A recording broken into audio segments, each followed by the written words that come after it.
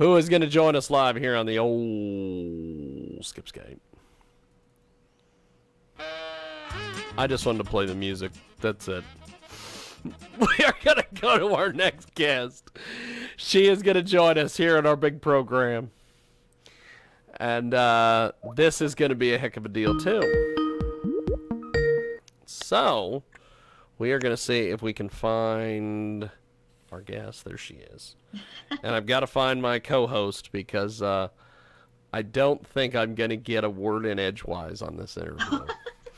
But we are going to see what we can figure out here. Welcome back to our big broadcast. We have got today's Sunday radio show is a cornucopia of craziness. We just got done chatting with a Spanish rapper, and before that, we had a woman on who is creating a Roku channel with inspirational content, and now we have a best-selling author with us. And this is a hell of a deal. I had Char on the iHeart show with, I think it was Dan Perkins and IQ Al Rizzoli, or it might have been with Don Mazzella. I don't know. I can't keep Mazzella and Perkins.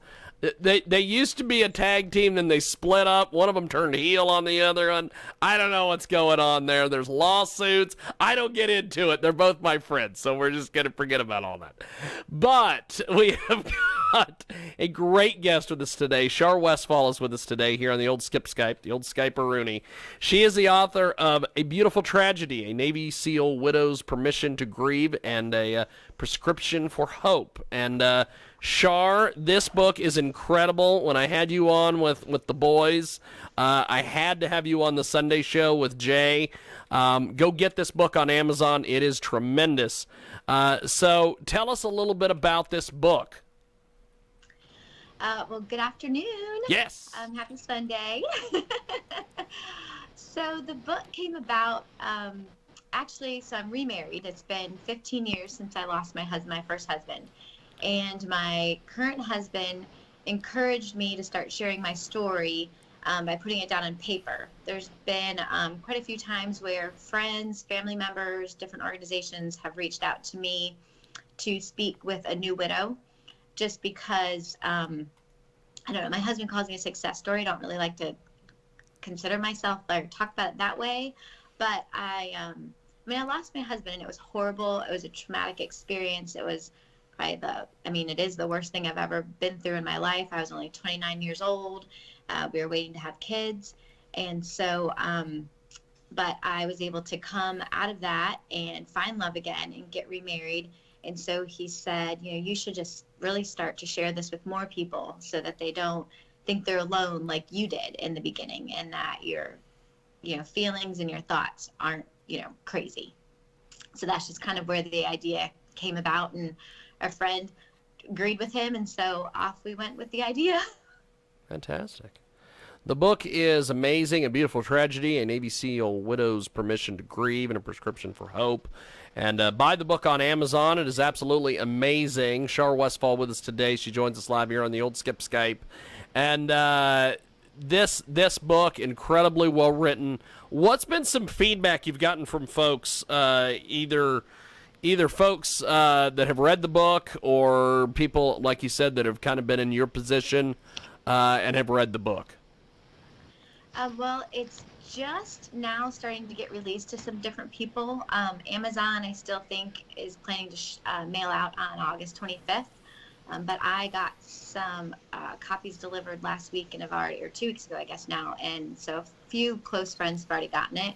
And basically I've been told, thank you for just being so vulnerable and honest. And we've just never heard like this side of the story of a military loss. Yeah. And so far it's been positive. I know that there'll be some ups and downs, and I'm trying to prepare myself for that. But I just hope and, pray that it does help, some people. That's awesome. Okay, Jay, jump in there. I know I'm not going to get a word in edgewise once you start in on this, because you're going to love this topic, so go. Yeah. Yeah, this definitely down my alley. Did you have to do any research for adding details to the book? No, it's all just me, my story. I didn't pretend to know what his parents went through, what his daughter experienced, his siblings.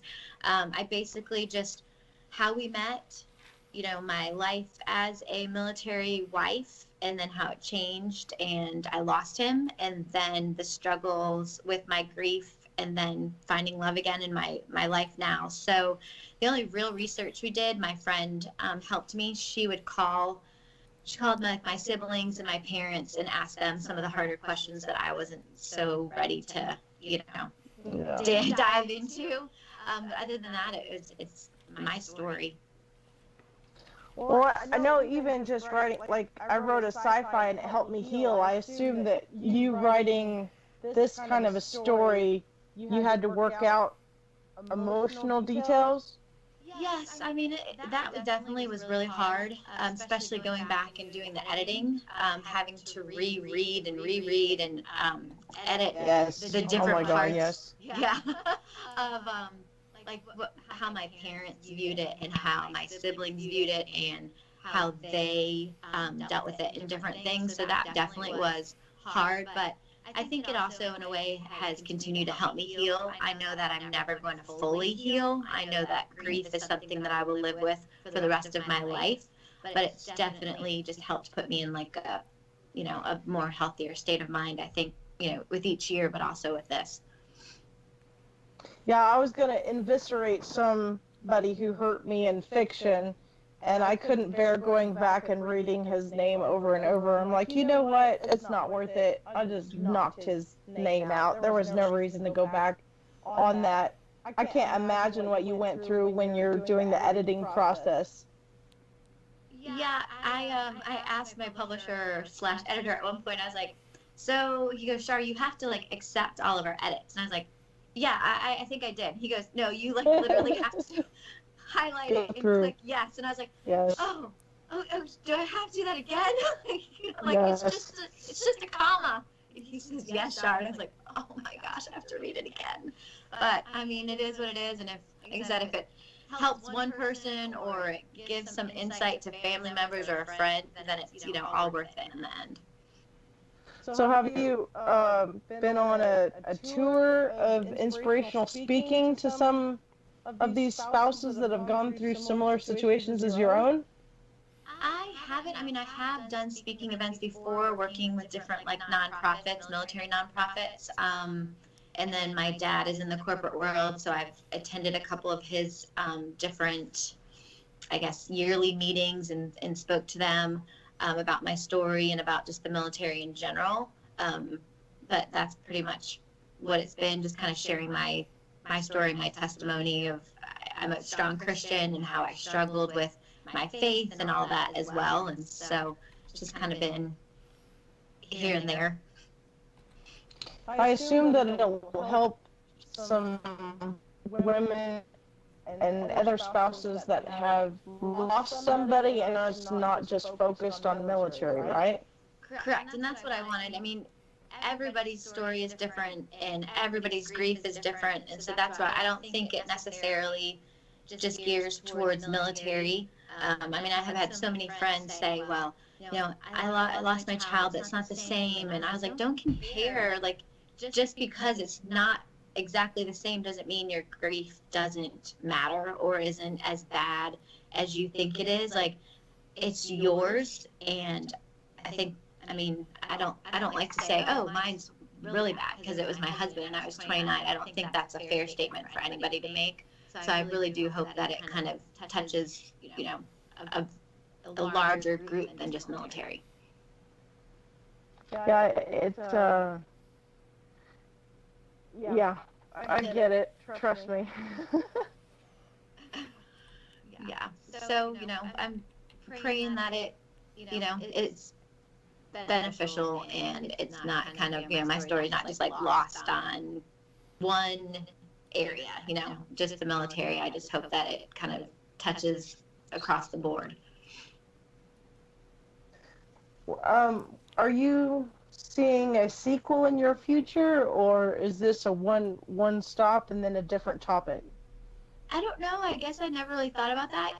I've been asked that a couple times, and right as it was getting ready to go to print, I started, like, I woke up one morning and I was like, oh my gosh, I should have added this and this and this and this. And so my editor goes, well, we can take it back if you want. If you want. And I was like, no, I can't. I can't do one more edit. I don't know. So I don't know. Maybe, maybe not. It's, I never thought I'd be an author. It's still kind of funny when someone's like, Arthur, Charissa Westfall. I'm like, who's that? That's you, baby. That's awesome. So we'll see. I don't know. We have got a great guest with us today. So Char, how do people find you on social media, websites, all these things? Instagram, I am Char Westfall. On Facebook, I'm Charissa Westfall. And on Twitter, which I'm still trying to figure out, is Char Westfall, I believe. But yeah, so those are my three main social medias. And, Instagram probably is the easiest way to find me. That's awesome. Jay, jump in there. You look like you got a question. I was just gonna say that I have a huge problem with grieving. So, what kind of advice would you give somebody that just can't go there? Well, unfortunately, I think you have to. If you really want to heal, and like I said, you never fully heal. I think it's just the more you can face it. Counseling has helped me a great deal. I didn't want to do counseling at first. I kind of was like, I know what happened to me, and what can they do to help me? As it took me, I guess, over a year before I went to counseling, and I talk about that in the book. Like, I just became very angry, and even though I was still living, I could tell my heart and my personality was not the same. And so, in all honesty, I think that being able to just face those emotions and those feelings head on, it's not fun at all. But I think that's the best way to start healing. Just to be completely honest with you, I mean, there's still times where I go to counselors and something will hit me and I'm just like, oh my gosh, and I leave there just emotionally drained. I'm like, why am I doing this to myself? But then wake up the next day and I'm like, okay, I survived that one. We're good. I can keep going. And so it's not easy. It's not fun, but I think it definitely helps. Fantastic.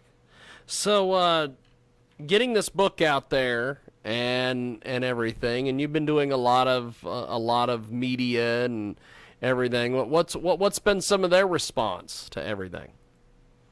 I think so far it's been pretty positive. I am slowly getting more and more used to the interviews. Sometimes they still take me a little off guard, and but so far I think that there's been positive feedback. We've gotten a couple questions more a little bit politically geared, and that makes me nervous. But I think we're adjusting, and it's being well received so far. So my hope is that it continues that way. That's great. That's great. Well, tell me and Jay about the cover of the book. Yeah, so we went back and forth. Like, they were originally saying, well, should there be a picture of you and him? Should it be a picture of you and your husband now and your family? And I really was like, no, I want there to be a face to him, his name. The majority of people, when they think of that mission, and because it's from, lone survivor, that's the mission he was killed in, there's really just a lot of knowledge about the four guys on the ground, which, yes, their stories are all, they're important, but I just wanted to give a face to his name. And so that's one of my favorite pictures from his last deployment. Just one that always kind of made me smile. Just the way he's like looking up at somebody, because oh gosh, who's taking my picture now, and just kind of glaring at him. And he wasn't. There's so many of the pictures I had sunglasses on or a hat, and so I just feel like this was him, even with the beard, you could see it. But he was a huge patriot. I'm a huge patriot. He loved his country. So we just kind of, the designer, I think, did a great job just listening to what I wanted, had to say, putting the flag on there, it being in the sand, representing Afghanistan, and then just still being able to see his face. I think our book designer did a great job putting all that together. Did they make a movie about him? Not about my husband, but Lone Survivor with Marcus. Marcus Luttrell was the only, Mark Wahlberg played him in the movie. So Jacques was one of the SEALs on the helicopter. That helicopter was shot down and all the guys on the helicopter died. So yes, there's a movie out there, but it's basically about the 4 guys on the ground and then Marcus, because obviously like him coming home was a big deal. So with this book, if I remember, yeah, go ahead, Jay. If I remember the movie right, there was a bad guy pretending to be one of our guys, and they had him. Or maybe that's not the right movie. No, so there was 4 guys that went out like on a reconnaissance mission, and they were compromised by some sheep herders. And what I do like about this movie is that they show the honesty and the rules that our military has to play by, which is not what our enemies do. Yeah. And so because there was no actual threat, even though I think they knew this was not a good idea to let them go, they had to, because they had no reason to keep them.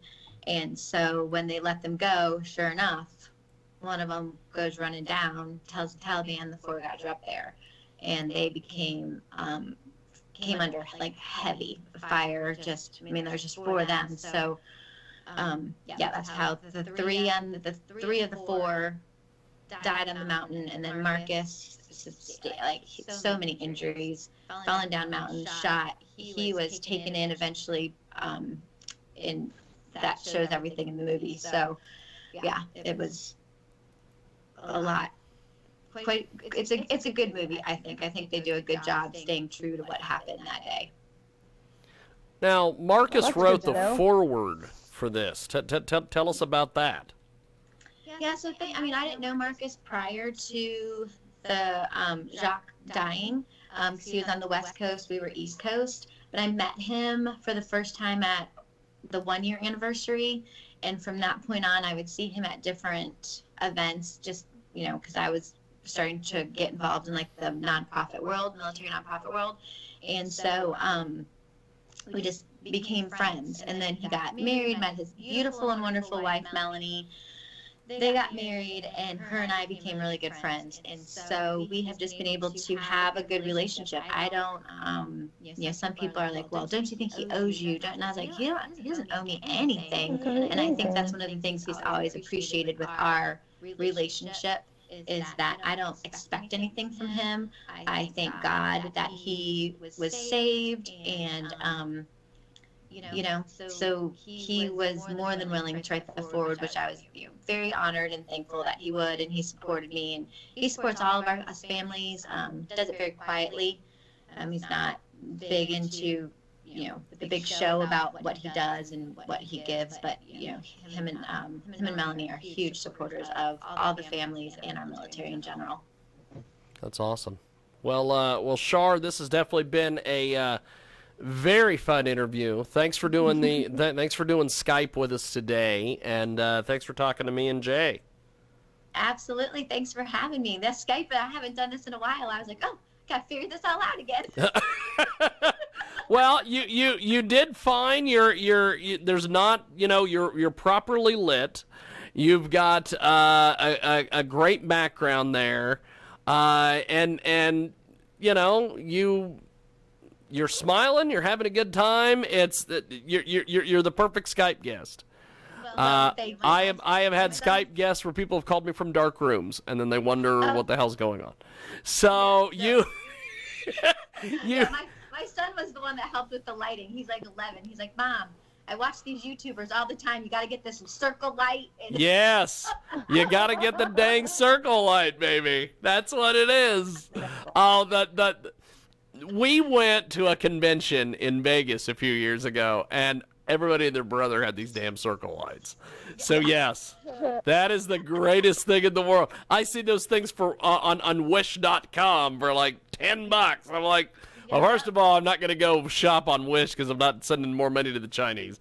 Second, do those things even really work if I'm buying it off Wish? But yeah, the circle light works. It's fantastic. Yes. If YouTube is good for something. Yes. Hey. Other than music. Yes, exactly.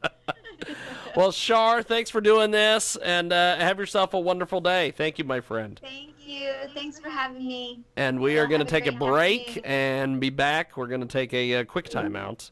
And there it goes. Look at that. And